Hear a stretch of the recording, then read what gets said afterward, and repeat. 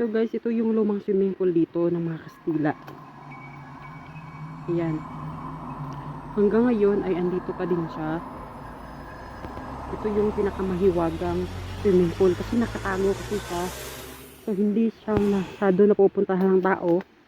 Dito dati nagtatago yung mga tao dyan. At naging gubat na siya ngayon. Yan, tingnan na naman guys, ang swimming pool. Napaka linaw ng tubig. Lapitan natin guys. Nakakatakot siya kasi luma na kasi siya, and then meron siyang history dito na nangunguha daw. Bigla lang daw nang nawawala yung mga pumupunta dito.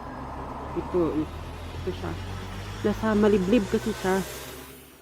Ito guys, ito yung naging kuta nila noon. Ayan. So yan ang swimming pool.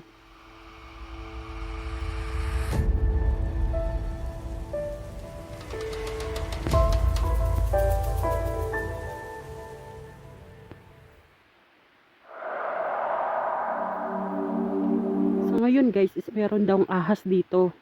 Malalaki daw yung ahas na dito kasi pag sobrang init, dito pumupunta yung ahas dito. Dito sila lumulubog. Yung katulad ng mga anaconda ba yun.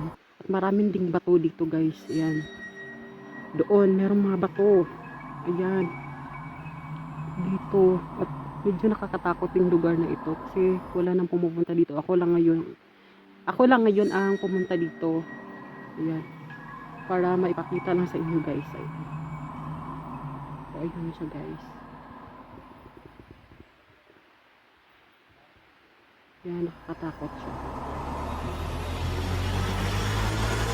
Guys, meron. Baka, guys, meron akong